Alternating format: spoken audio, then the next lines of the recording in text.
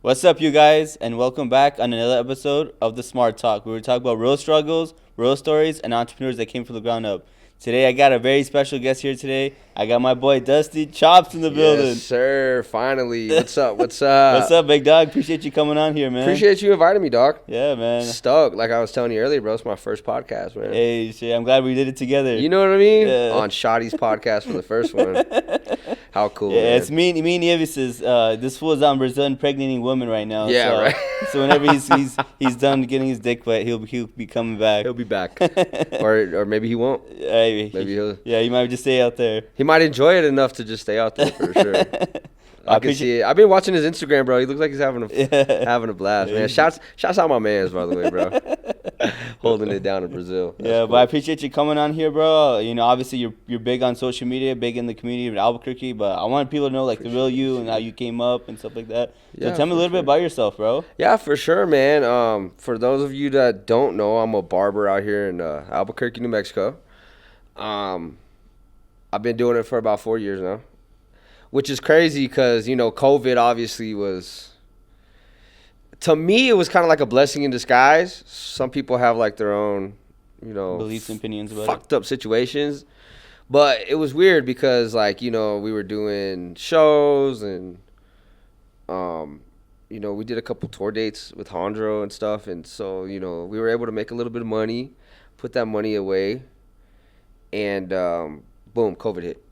You know what I mean? So I was like, what am I going to do, bro? What am I going to do? What were you doing before COVID? Before that, I was roofing, bro. I was making bank doing roofing, bro. Like, you know, 7 days a week, bro, out there on the roof. So it was good money, and I was super used to just kind of waking up early, going to work, working all day, and then going home.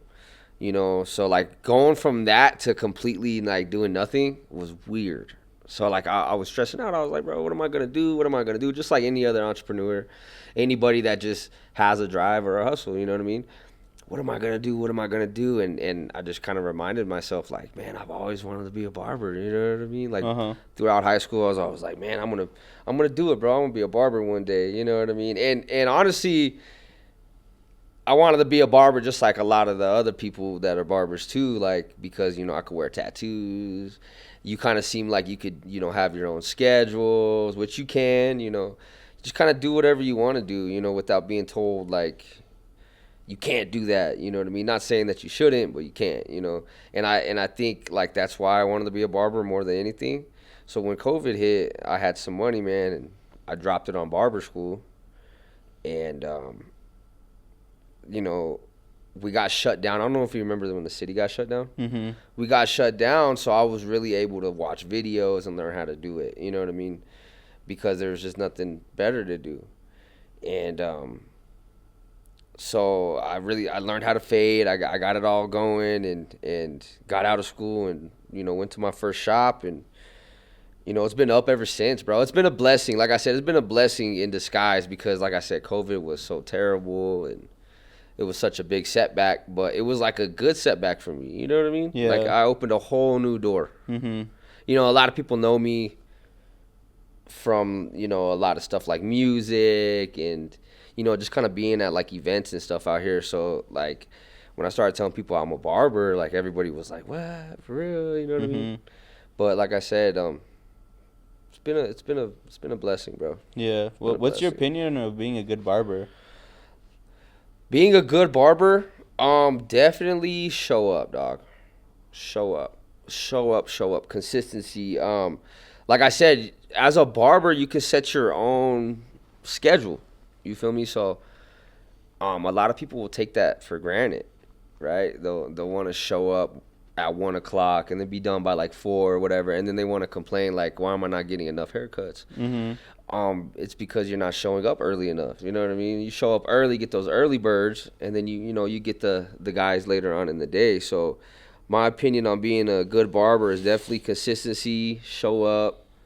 Customer service is a big one. You got to be able to talk. Like, you got to be able to talk to people and make them feel comfortable. Yeah, there's times I'll get haircuts from barbers and they just won't talk, and I feel like it's just super weird. Like, talking's part of the... That's part of the experience. You know what I mean? Like, you have to make them feel good. Like, you know, I got clients that range from doctors to drug dealers. I got you know, dudes that are just quiet gamers. I got, you know, super hyphy, like I'm the best, I'm better than everybody guys. I got, you know, gay dudes and stuff, you know what I mean? So I like to make it comfortable for everybody, you know what I mean? Like whatever's on your mind, let it out, dog, you know what I mean? Yeah. And it's funny that that I say that because the other day I was giving this dude advice, and one of the girls that works at the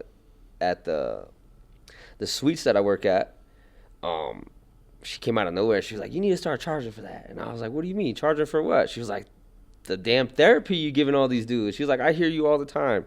She's like, "You always break it down for these dudes. You know, you need to start charging for that." You know, and I'm like, "That's cool." You know, people are starting to notice it, and I love it, bro. You know what I mean? Being able to be there for another man, like, you know what I mean? Like, it's cool, bro. It's cool, man. You turn clients into family real quick. Yeah. Super cool. How has barbering shaped your identity in a way? Barbering has shaped my identity. Dang, that's a pretty good question, bro. Yeah, man. Well, in a way, it's made me more. I'm not gonna say soft, but more understanding towards certain people's situations in life. You know what I mean?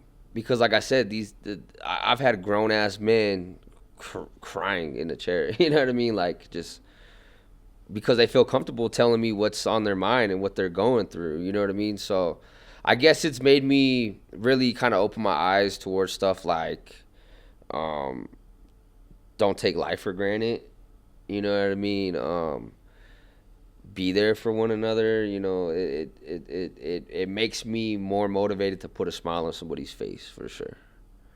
As opposed to, like, you know, being on the roof all day. I wasn't around a lot of people, so I couldn't, you know, so it's weird going from that to, you know, I gotta cater to people every day. You know what I mean?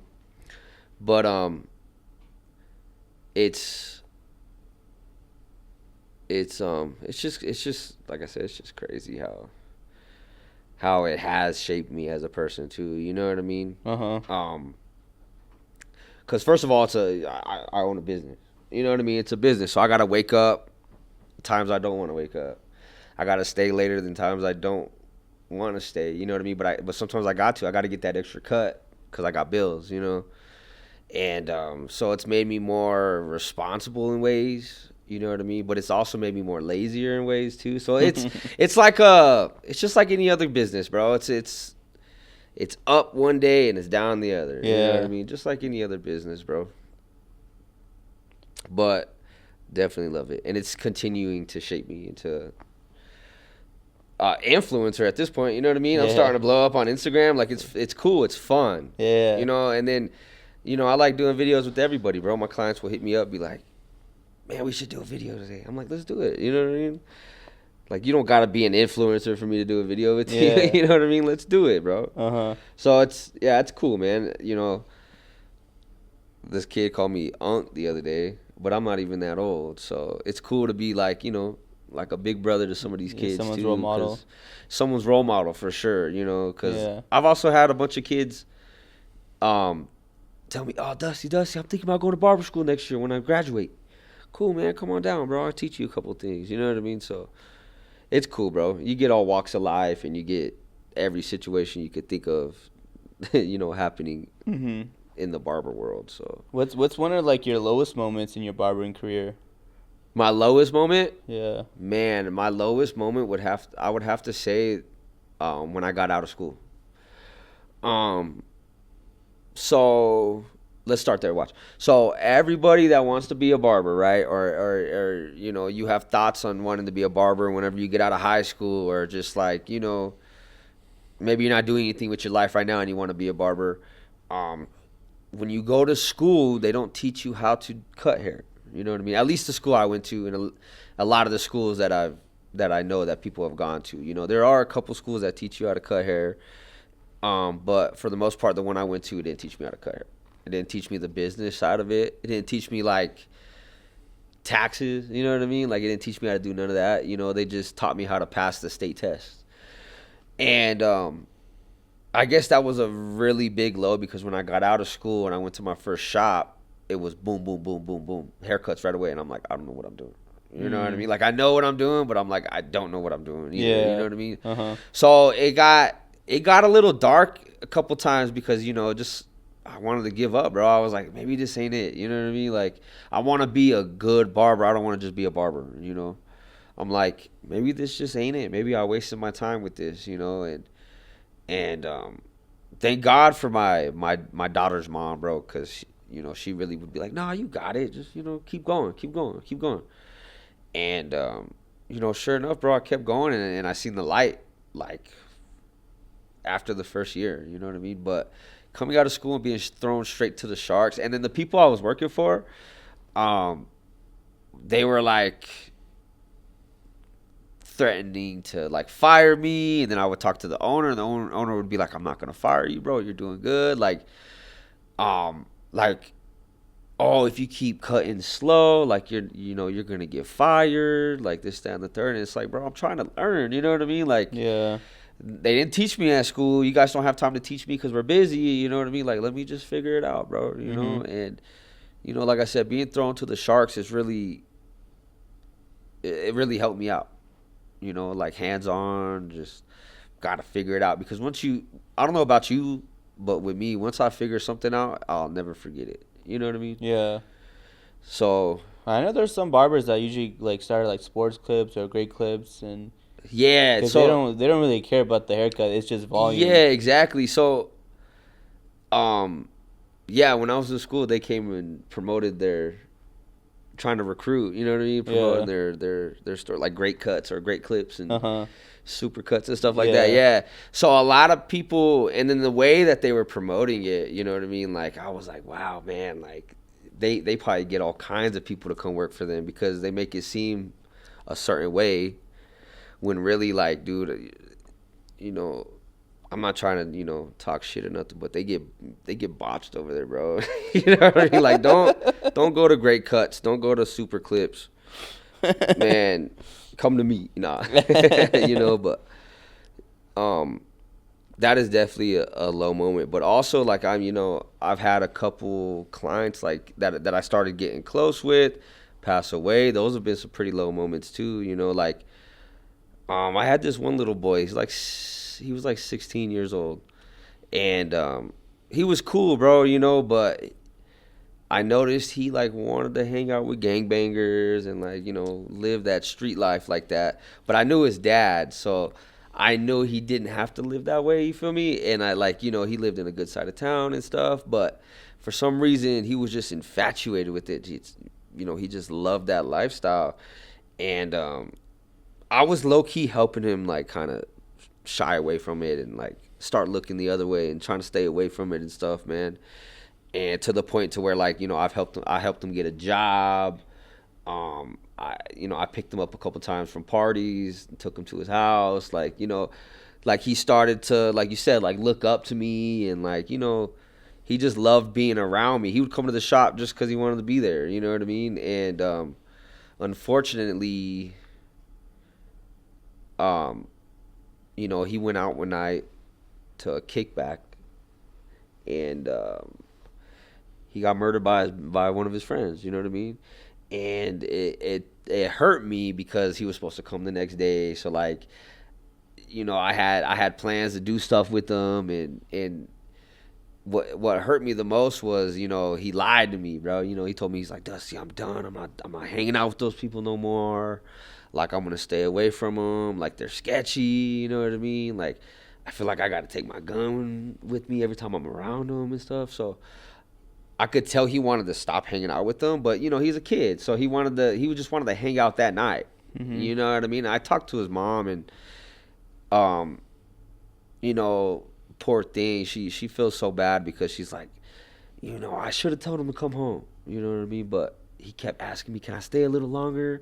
And of course, you know what I mean? Like, we all did it when we was kids. Like, asking, can we stay just a little longer? A little longer. So, it was, I felt bad, you know what I mean? Because it was just, it was that. She was just trying to, like, be cool for her son, And, like I said, he ended up losing his life by his friend. And, So the last haircut, I gave him, he was deceased. So that was a pretty low moment too. I didn't think it was gonna affect me the way it did, but it did mess me up. You know what I mean? Like my baby mama was like, "Oh yeah, never again. You're not doing that ever again." You know what I mean? Like you're not gonna go give nobody a haircut for their funeral ever again, because she saw that it messed with me. You know what I mean? I broke down crying one night because I was like, I got kids, so I was like, please, like, man, that would kill me if that ever happened to my kids. You know what I mean? Mm-hmm. And I think, I'm not gonna say in a sense like he was like a son to me, but like, like a little brother. So yeah, that was definitely a low moment too, bro. That Mm-hmm. was bad. Yeah, that was Mm-hmm. bad. But it was an honor. Yeah. Yeah, I know you've jumped around through a couple of shops. What Yeah. made you want to decide to like just open up your own shop and be like, fuck this, be my own boss? Yeah, dude. Honestly, bro, like that was the goal from the beginning. I did want to work for a shop a little bit longer. You know what I mean? It was kind of just I wanted to be on my own, and I wanted stuff to run the way I wanted it to run. But for the most part, like just the people I was working with, bro, I just couldn't do it, man. Like people are selfish. They get jealous. You know what I mean? And I wasn't in no position to be able to own my own shop at the time, or even be like a manager. So like I had no control in it. So a lot of people have like this conception, right? Like, you know, you're a bad guy for hopping shops. You know what I mean? Like, once you're with a shop, you stay at that shop. You know what I mean? But like, nah, bro, that's not how it is, man. Nobody owns me. Um, and I just started noticing like I was becoming everybody's cash cow. You know what I mean? Like, I was keeping the lights on, and not kind of like not getting anything out of it. Does that make sense? Yeah. I started noticing like most of the clients I was getting were people that never been to the shop, and I was like, man, what am I doing? Like I need to do this on my own, bro. And I mean, shoot, where we met at Zay's at NM Barbers, man. Shout out Zay, shout out NM Barbers. You still go over there? Yeah, You still go to Zay? Yeah. Yeah, man. Zay kind of gave me like that push. He kind of motivated me. You know what I mean? Like seeing how he does stuff, and just seeing how he has his own shop and everything like that, bro. That's kind of motivated me just to, dog, let me go do this myself. You know what I mean? So before I met Zay, well, I always knew Zay, but before I worked for Zay, I was working at a couple other shops, man, and these guys, they were just really money hungry. You know what I mean? And like, which is cool. Like, I'm money hungry too, and I want to make money with people that want to make money, and good people too. But just, you could tell that they started noticing that I was making good money, and they wanted to raise the prices that I had to pay them, or just, I was the outsider, and like something would go missing, they would automatically assume it was me. And just like little stuff like that, bro, I was sick of it, bro. You know what I mean? So then before I did that, I went and worked with Zay. And at first we were doing a commission, and I just hit him up one day. I was like, bro, can you throw me on like booth rent? You know what I mean? I started noticing I'm making a lot of money. I'm like, can you put me on booth rent? And he put me on booth rent, and it was expensive, bro. It was super expensive, man. So I was like, well, if I'm paying this much already, let me see what I could get like for my own, like around that price. You know what I mean? And I just did a little bit of shopping around, looking for spots. And then one of my clients was like, man, you should go check this spot out. It's called The Sweet Life off of 4th and Montano. And I was like, yeah, let me go check that out. Like a little suite would be cool. Like a little studio suite would be cool. We went and checked it out, bro. And, just did a little negotiations with the owner, and got me a dope little spot, bro. You know what I mean? So it's cool. Like, I get to pocket everything. You know what I mean? I just got to make sure I pay my bills. That's it. Yeah. So it's way better than working for somebody's shop, but you do got to have a clientele to be able to do that. You know what I mean? So I am grateful for all the shops I worked at that helped me build clientele. But for the most part, like I said from the beginning, I've always wanted to be on my own. You know what I mean? Running my Yeah. own business and doing stuff the way I want to do it. You know, and that's what really. And I know you've been around a lot of shops, a lot of barbers. Is barber beefing like really real, bro? Because I know I hear it all the time, but you're a barber, so you would know best. Like what? Like barbers beefing with other barbers? Yeah, like other barbers talking shit about each other. Dude, You know. yeah, bro, it's weird. Yeah, for sure, man. And that was another reason too, dog. Like I'm not down with all that, bro. You know what I mean? Like at the end of the day, barbering is hard. Being a barber is hard, bro, because I have to convince a grown man that's already got a barber why I'm the better barber. You know what I mean? And mainly what I think it is just jealousy, dog. Like I think people get jealous of other barbers, you know what I mean? Or they see, oh man, like intimidation, like damn, he's got some good haircuts. Like I hope he doesn't steal my clients, you know what I mean? But going back to consistency and talking with people, like, dude, I've worked with barbers and they're shitty barbers. They suck at cutting hair. But you know what? He's gonna have a full schedule every day because of just the way he treats his clients. You know what I mean? And he found the demographic that fits his type of barbering. You know what I mean? Like just because there's shitty haircuts doesn't mean he's not gonna get booked up because, like I said, I've seen that plenty of times, man. But jealousy, bro, definitely jealousy. Or I've heard where like people have open shops together and somebody leaves and then they start beefing because it's like, fuck, we did this together and you just left me in the dust. Or you know, there's barber battles, they have competitions and stuff. You know, people just start beefing over the stupidest shit, you know. Yeah. But it is Albuquerque, so you know there's a lot of beef out here in general. Yeah.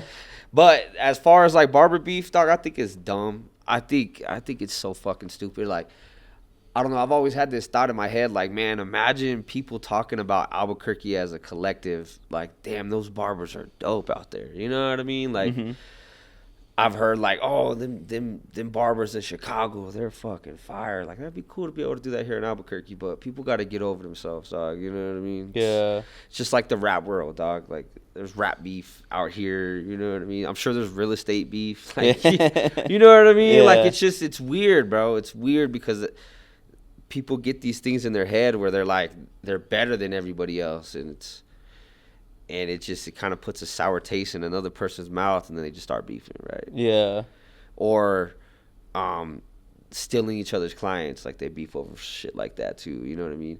I don't really give two fucks because I'm like, bro, you know, like I know what I could do, bro. If you feel like he's better than me, cool, bro. You know, go over there and see. Maybe that is your barber, bro. You know what I mean? But some barbers, they take that shit as disrespect, bro. You know what I mean? Like, I'm sure you've heard it, like everybody, you cheated on your barber. You know, don't cheat on your barber. You know what I mean? It's like, I wouldn't, because first of all, like, you know, when I'm cutting your hair, bro, I'm setting up a guideline, right? So like every time you come in, I'm going to see exactly what I did last time, you know? And I'll know. But if you go to another barber in between that time, you know, and you come back and like, I'm like, what the fuck happened? You know what I mean? This side's up here, this side's down here, like, or they cut shit that we were trying to get to grow back. Like, there's a lot to it, bro. And you know, it's weird how little shit like that causes beef. You know what I mean? I feel like people say being a barber is like an easy industry to get in. Do you think that's true or no? It's definitely easy to get into, yes, but to maintain, it's not. It's not. I like the way you phrase that. If you get past those first 2 years, I think you'll be all right. But you know, like I said, you got to build a clientele, bro. And it's almost like selling drugs, dog. You know what I mean? Like, you start from the bottom and you got to make your way up. You know what I mean? Like, you got to build this clientele, you know what I mean? Like, like I said, I have to, you know, like I said, try to, how can I say this? I got to try to, you know, make a living when I first get out while doing a full-time job like barbering, and you know, trying to make money that way. fresh out of school, like I was telling you, bro, because they don't really teach you a lot of that shit, you know. It's hard, bro. It's hard, you know what I mean? Because first of all, nobody wants to sit down with the fresh barber. Nobody wants to sit down with the barber that just got out of school. Fuck no. Nobody wants to do that. And, you know, if you're that barber that just got out of school, like, you know, it's hard for you to find clients because nobody wants to sit with you. They know you fresh out of school, you know what I mean? Like, you don't know how to cut yet, dog, you know? And, you know, like I said, if you just look past all that shit and don't get discouraged, bro, you'll do good. I don't care who you are.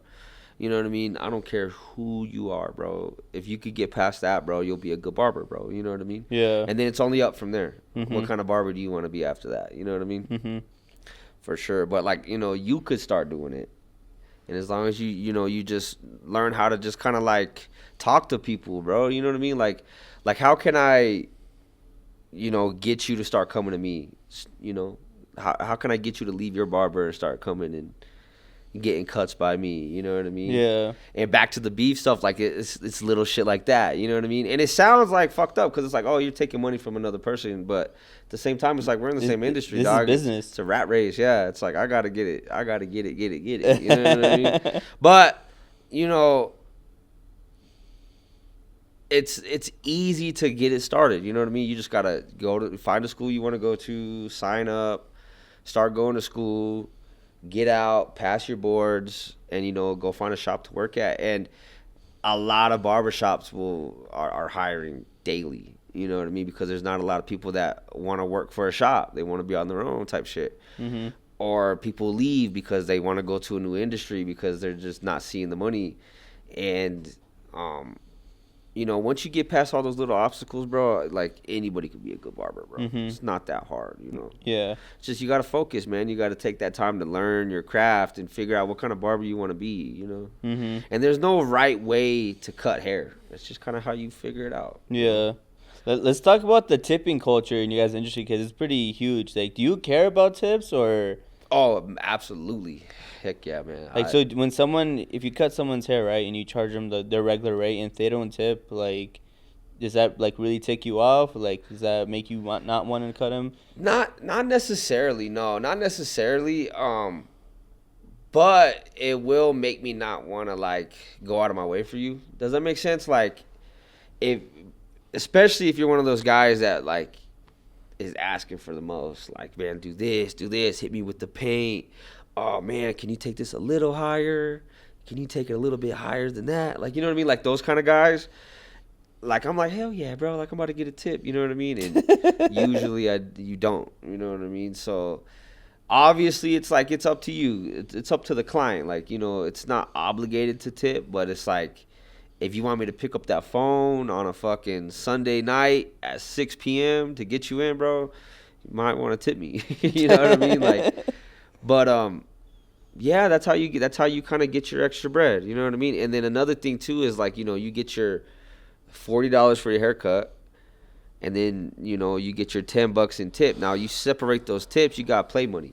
Your tips are your play money, your gas money, your food money, or whatever, and then you could keep that other stuff, like, to the side. So it's like, it's like a little bonus, you know what I mean? And it helps out a lot, you know. But for the most part, like, you're not obligated to, you know. Yeah.